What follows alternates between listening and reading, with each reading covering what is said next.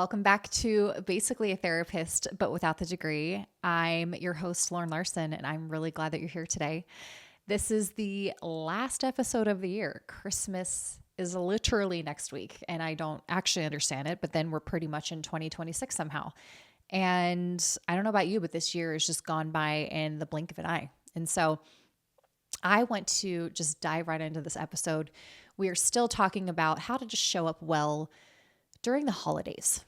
And if you listened to last week's episode, we talked about presence and how your presence is a gift, especially during the holiday season.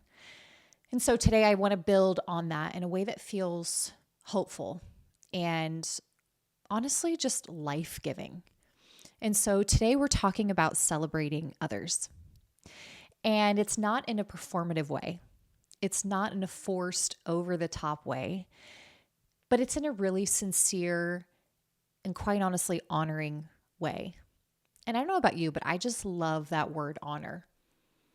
And it's really something that I want to dive into more, just honoring people and honoring people well, and just learning more about like how that looks lived out.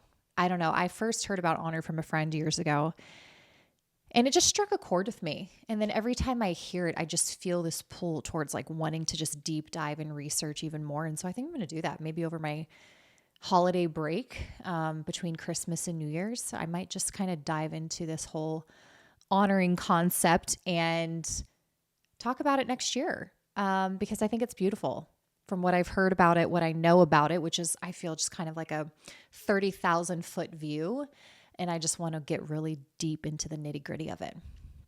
And so, when you celebrate people, when you notice them, when you affirm them, when you honor who they are, connection, it just becomes easier, it becomes a little bit lighter. Things kind of soften, conversations soften. Pressure starts to lift. And people feel seen in a way that many are craving, especially this time of year. And so this episode is not about how to navigate difficult dynamics or preparing for worst case scenarios. We're not doing that this season. We're putting that down. This season, I really wanted to set all of that aside, honestly, and talk about choosing connection by showing with intention and honor.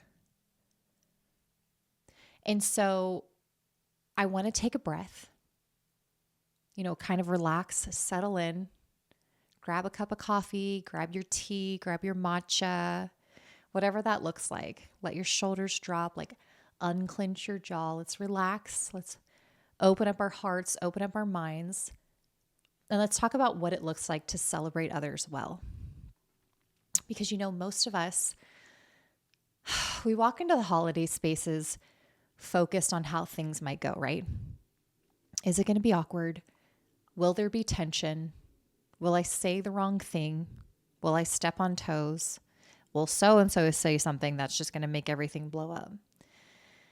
And honestly, that inward focus, even when it's understandable, it tends to put our guard up. We get guarded.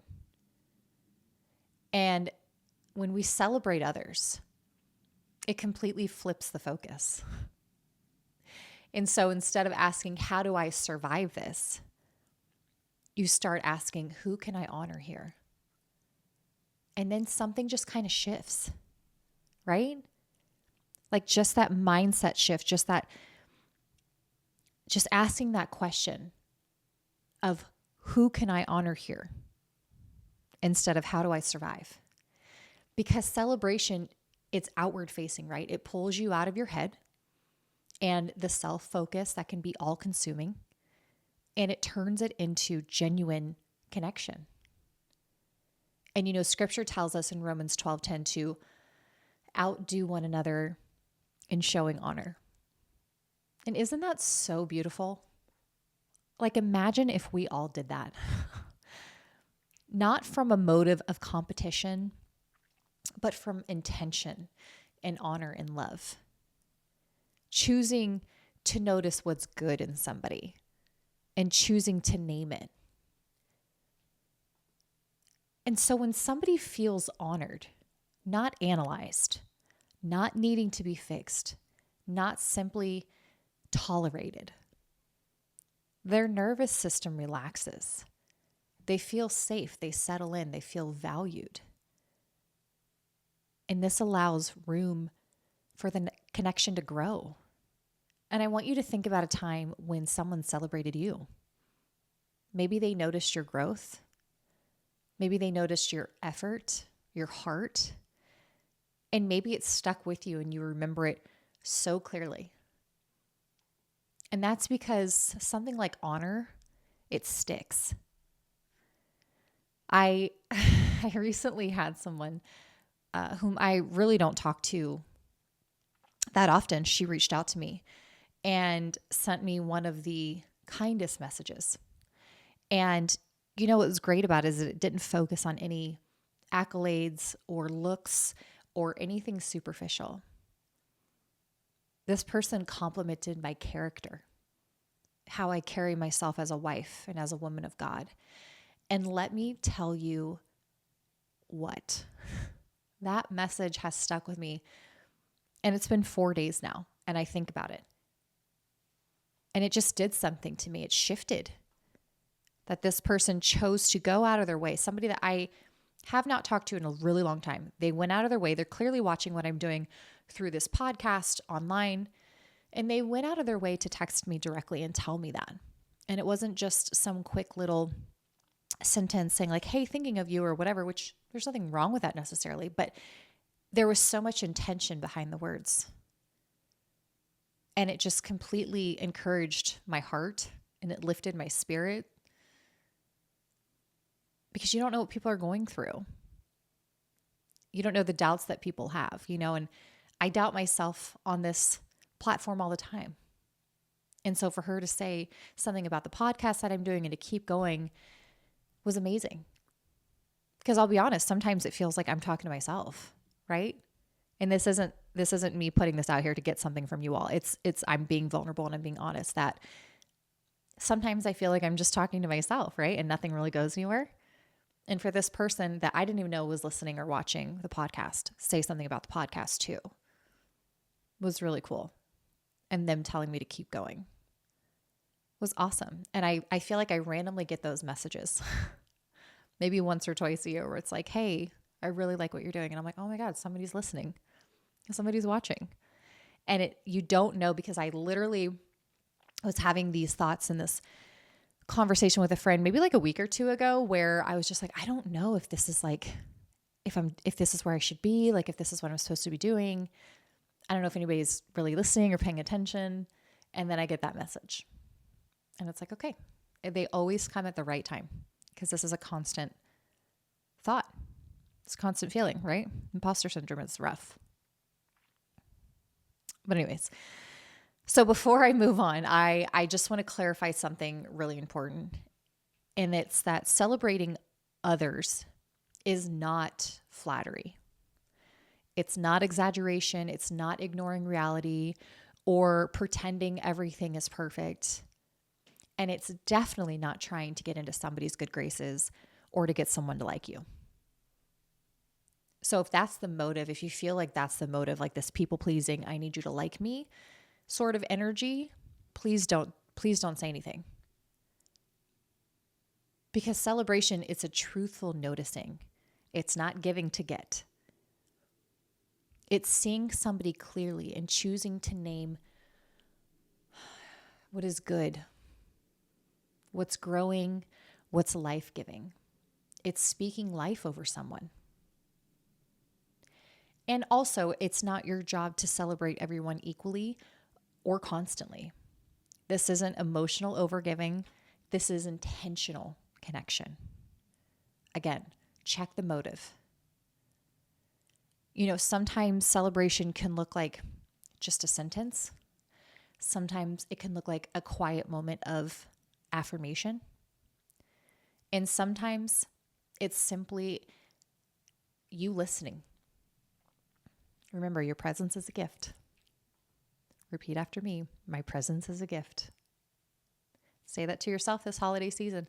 My presence is a gift. It's our new mantra. And it's okay if the celebration feels small. Small moments of honor carry a lot of weight. Like I said, that text message that person sent to me probably didn't mean that much. It probably didn't mean as much as like it did to me. And you have no idea if it's something that they've been needing to hear. Like I said last week, God can use you to speak something to others, and maybe what you say to them confirms something they've been feeling God telling them. Maybe it opens up their eyes to see something different, to think about things differently. Maybe your words help lift shame. Maybe your words help lift pain and hurt and disappointment. You have no idea the weight that your words hold. They are powerful. They are weighty.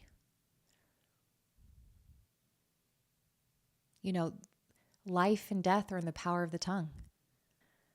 So, I like to get practical, and I like to give some examples and ideas because if you're anything like me, this is where we tend to overthink, right?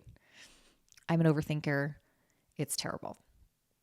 So let's start with this. If you want to celebrate maybe somebody's growth, you might say something like, I've really noticed how much you've grown this year. Or you handled that situation with a lot of maturity. You seem more settled lately. Growth acknowledgement is powerful because it tells someone your efforts matter. Again, these can feel small, but you don't know the impact that it can make on them when it feels like maybe nothing's moving forward. Maybe there's no progress. So number 2, celebrate the effort and not the outcomes. So many people only get affirmed when they succeed, but effort deserves honor too. So this can sound like, I see how much work you put into this. I know that wasn't easy and you showed up anyway. That kind of celebration, it feels deeply human. Because sometimes we can show up messy, but it can be authentic, and that's growth for somebody. Me, you guys. It's me. Number 3, celebrate their uniqueness. Notice what makes someone them, whether it's their humor, their creativity, their thoughtfulness, their steadiness. And this can sound like, I love the way you think about things. I love the way you bring so much warmth into a room. Or you have such a way of making people feel comfortable. Those feel good. And it's just one sentence. It is so easy. And number 4, celebrate spiritually. If you have a shared faith with someone, this can be so incredibly impactful. And it can sound like, I can see God's work in you and through you. I really admire the way that you wholeheartedly trust God. Your faith encourages me. These don't have to be long, drawn out. They don't have to be heavy. Simple is sometimes the best. And so before your next gathering, I want you to quietly pick 1 to 2 people and ask yourself, what do I genuinely admire and appreciate about them? You don't have to say it immediately. Just let your awareness shift. Just think about it. Because when people feel celebrated, they soften. They stop performing. They stop guarding. They stop shrinking. Celebration creates emotional safety. And man, when someone feels safe,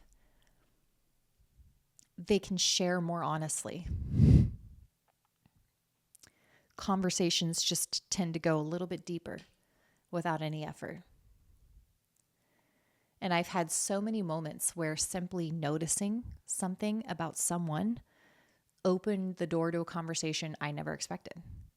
And it wasn't because I was trying to go deep, but because honor created the space. And Proverbs 27:17 says, iron sharpens iron. And sometimes sharpening looks like truth spoken gently.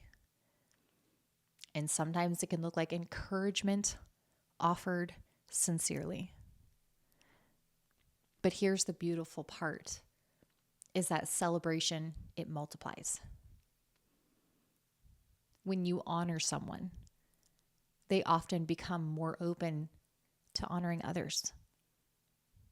It's a ripple effect. You're not just connecting with one person, you're changing an atmosphere. And if you're feeling like, okay, this feels awkward, I don't know if I can do this, that's okay. That's okay. It might feel really unfamiliar at first. It might feel really uncomfortable at first. But here are a few reminders. You don't have to script it. You don't have to say it perfectly. You don't have to make it a really big deal. And most importantly, it's not about you. It's about them. So let this celebration flow out of curiosity. Let it sound like you, obviously. Sometimes it can just be, I really enjoyed talking with you. Or, I'm really glad you're here. Or maybe, I loved hearing about that. And sometimes celebration is the quiet way you listen, the way you smile, the way you stay present.